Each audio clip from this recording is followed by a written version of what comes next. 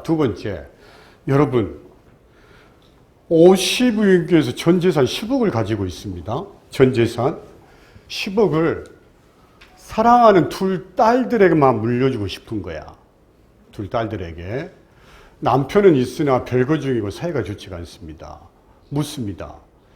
전재산 10억을 둘 딸들에게 어떻게 물려주는 게 좋습니까? 여러분, 상속으로 가면 세금 부담 없네? 근데 상속으로 갔다가는 배우자 법적 지분이 생성이 되네? 사전 증여로 가면 남편 무시하고 증여 가능하네? 근데 세금이 2억이야. 여러분, 상속의 장점, 세금 안 내고 남편 동의 없이 줄 수 있는 증여의 장점, 일석이조를 만족할 수 있는 방법이 뭡니까? 50위원의 최고의 묘수는 어떻게 해야 됩니까? 어떻게? 상속이냐 사전증여냐, 또 다른 방법이 있습니까? 50위원의 최고의 묘수는 여러분 투자입니다. 투자. 어떻게 해야 됩니까? 예. 어떻게 하면 두 마리 토끼를 잡을 수 있습니까? 예? 팔아버려요? 팔면 양도세 이슈도 있고, 팔면 10억에 팔고 양도세 안 내더라도 다시 또 10억이 되는데요. 현금 10억이 되기 때문에 재산의 변동은 없다. 여러분 어떻게 해야 됩니까?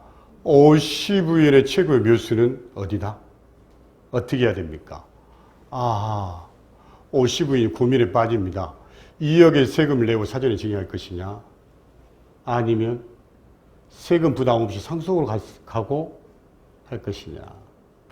50위원의 최고의 묘수는 유증입니다. 유증. 위원에 의한 증여를 하셔야 됩니다.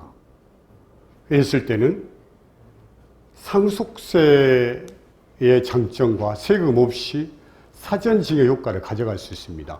50위원의 최고의 묘수는 유증이에요. 여러분, 실무에서는요, 어쩔 때 유증을 여러분 반드시 해야 되냐면, 아버님 기준으로 호적등본이죠. 옛날 따져보면 가족관계 증명서입니까? 띄어보면 이복 형제들이 많이 있는 케이스들이 많아요. 아버님 기준으로 했을 때. 여러분, 근데 이복 형제와 교류가 없지 않습니까? 이랬을 때만 상속이 이루어져 버리면 상속 등기가 안 넘어가 버립니다.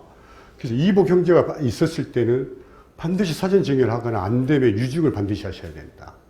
그래서 50위원의 최고의 묘수는 유증이다. 자, 세대생략 증여와 세대생략 상속에 대해서 여러분들 문의가 많습니다. 최근에는요, 과감히 세대생략 상속을 선택하는 경우도 많다. 세대생략 증여를 한다는 것은 생전에 부모가 자식이 아니라 손자에게 다이렉트로 넘어간다는 거예요. 않습니까? 다이렉트로. 이렇게 했을 때는 합산기간이 5년으로 준다는 게 최고의 장점이 있습니다. 근데 세대생략 상속은 여러분들 아버님이 계세요. 그 다음에 자식 1이 있고 자식 2가 있고 이 밑에 손자 1이 있고 손자 2가 있고 자투에도 손자 3, 손자 4가 있습니다. 상속이 이루어졌는데요. 자식 1은 자식 1이 받고요.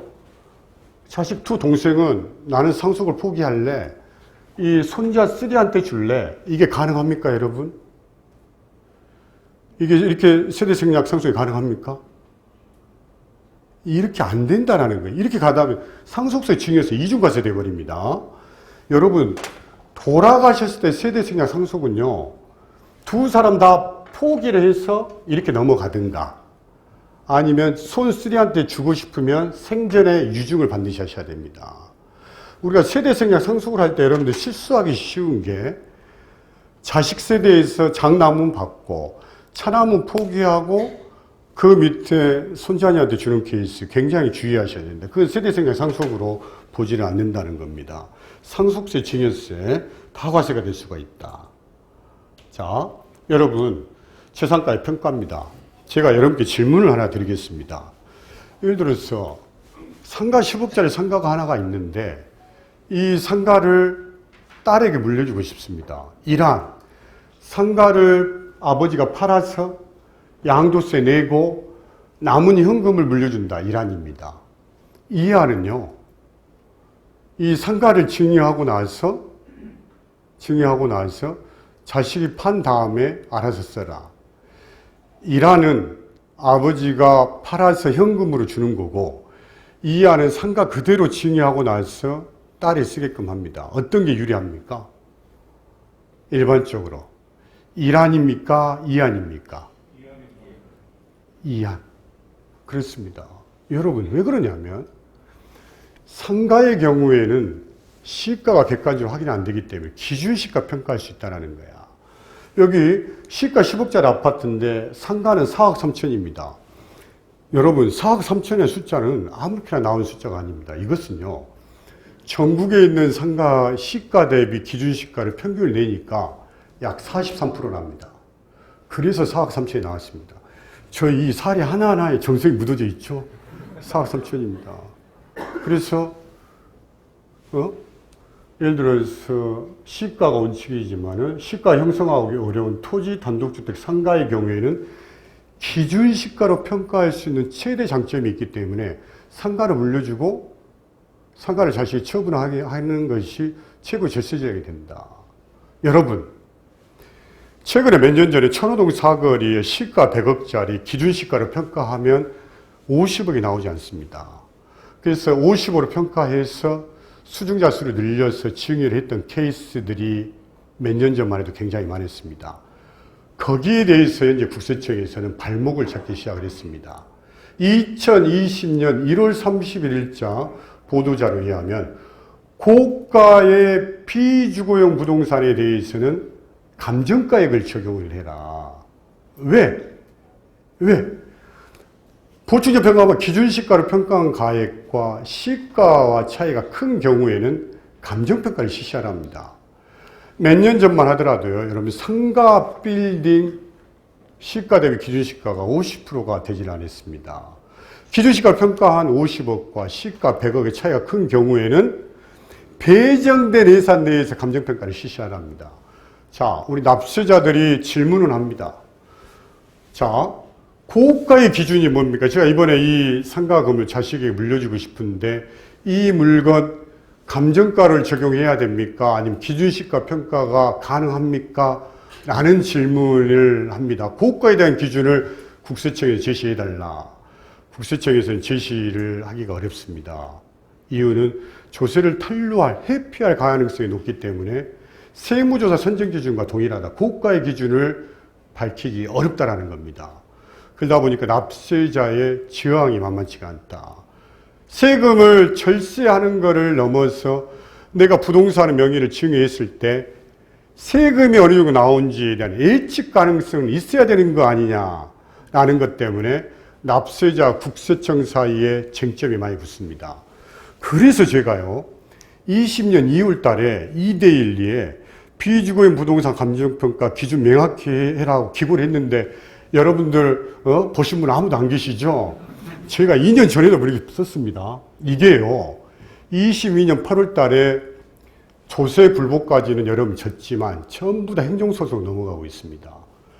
꼬마 빌딩 세금은 복불복 행정소송의 대상이 되고 있다. 그래서 이 부분은 고가의 기준이나 그 다음에 배정된 예산, 이 부분에 대해서는 현재 굉장히 납세자나 세무대리 입장에서도 비주거용 고가의 부동산에 대해서는 굉장히 조심하고 감정가액 적용에 대해서는 모르겠습니다. 행정소송에서 이게 뒤집어질지는 현재. 그래서 시가 60억짜리 비주거용 부동산의 경우 감정가 55억, 기준시가 35억을 했을 때 증여세 과세가 20억에 세금이 10억이나 차이가 나도록 되어 있다. 그래서 여기에 대한 적절한 납세자의 예측 가능성을 보장하는 정책이 나와야 되지 않겠느냐, 그런 생각이 듭니다. 자, 재산가의 평가에 관련된 부분에 대해서는요, 증여세는 이 평가 기준 기간이 있습니다. 마이너스 6개월 플러스 3개월, 상속은 마이너스 6개월에서 플러스 6개월입니다. 이 기간에 매매 사례가액이 시가로 인정이 됩니다. 제가 102동 2601호에 사는데 같은 단지 내에 평가기간 마이너스 6개월 플러스 6개월, 증여는 마이너스 6개월 플러스 3개월 내에 매매 사례가액을 시가로 본다는 거죠.